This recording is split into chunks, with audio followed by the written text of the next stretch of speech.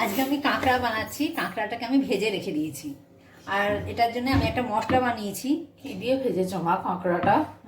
তেল দিয়ে ভাজবো। আবার কি দিয়ে ভাজবো? আর কিছু দাওনি এর মধ্যে? তাহলে বলি আবার। আজকে আমি কাঁকড়া বানাবো, সেই জন্য কাঁকড়াটাকে আমি এটাকে নুন হলুদ দিয়ে সর্ষের তেলে ভেজে রেখেছি। আর একটা এটার জন্য একটা মশলা লাগবে, সেটা হচ্ছে আদা, রসুন, শুকনো লঙ্কা, ধনের গুঁড়ো, জিরের গুঁড়ো দিয়ে আমি একটা মশলা বানাবো। আর লাগবে হচ্ছে আলু। আলুটা আমি ভেজে নেব।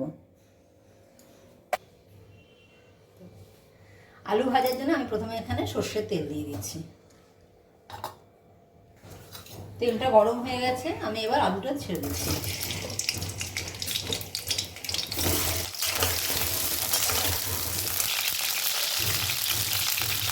এর মধ্যে অল্প লবণ দিলাম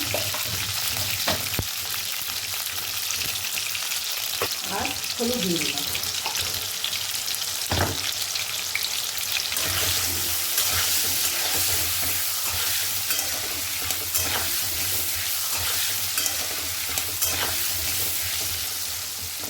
ঢাকা দিয়ে দেবো, ভাজা হোক।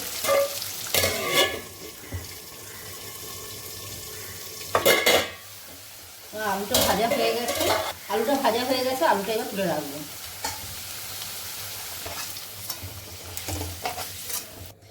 এবার আমি তেলের মধ্যে জিরে, গোটা জিরে আর শুকনো লঙ্কা ফোড়ন দিলাম।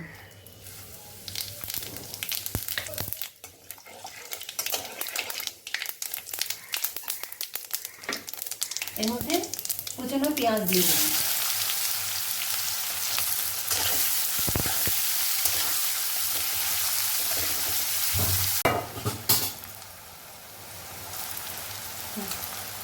পেঁয়াজটা খানিকটা ভাজা হয়ে গেছে। এবার আমি এর মধ্যে টমেটো দিয়ে দেবো। টমেটোটা আমি এর মধ্যে দিয়ে দিলাম।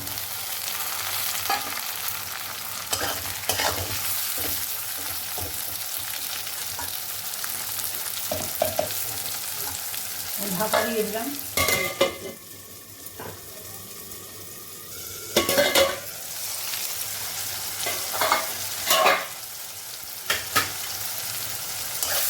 পেঁয়াজ খানিকটা আমার ভাজা হয়ে গেছে। এর মধ্যে আমি এবার এই মশলাটা দিয়ে দেবো। এর মধ্যে আছে আদা, রসুন, শুকনো লঙ্কা, ধনের গুঁড়ো, জিরের গুঁড়ো। এই মশলাটা আমি এবার দিয়ে দিলাম।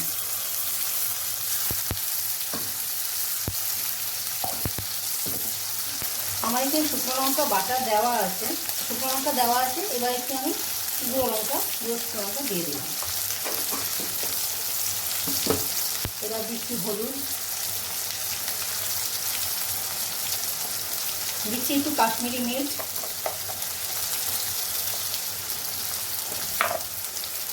দিচ্ছি অল্প চিনি, মিষ্টি বাটিটা ধুয়ে জলটা আমি দিয়ে দিলাম।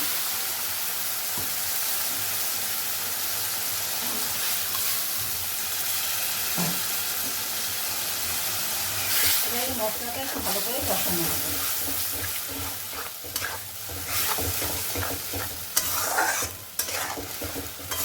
মশলাটাকে আমি ঢাকা দিয়ে দিই, কষাবো।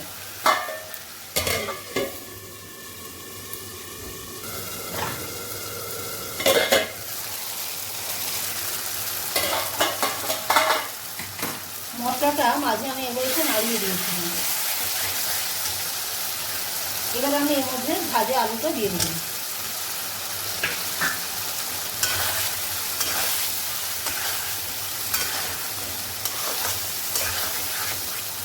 দিয়ে এবার এই আলুটা একটু সেদ্ধ না হওয়া পর্যন্ত কষাতে হবে। গ্যাসটা একটু কমিয়ে দিলাম।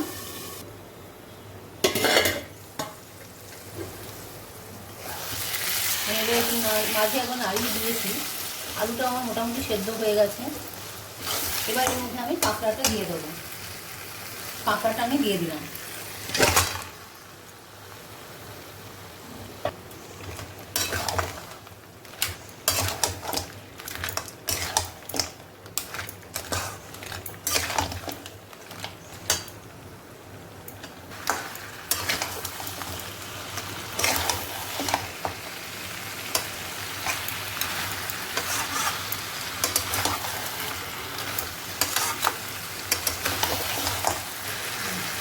এটাকে আবার আমি একটু গ্যাস কম করে কষাবো, গ্যাসটা কমিয়ে দিলাম, কষাবো।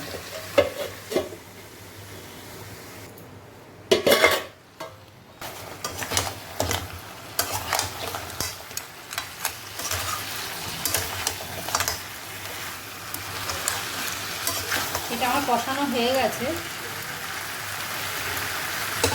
আমি এবার এর মধ্যে গরম জল নেব, জলটা গরম দিয়ে দিলাম।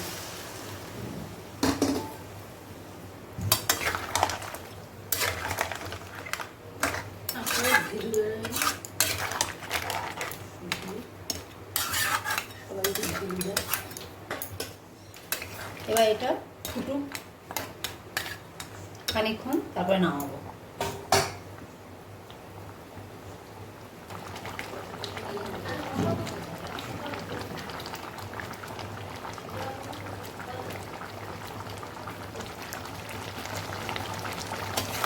আমার বেশ ঝোলটা খানিকটা শুকিয়ে গেছে। এবার এটাই আমি ঘি আর গরম মশলা দেব। গরম মশলা দিলাম আর দিয়ে দেবো খানিকটা ঘি।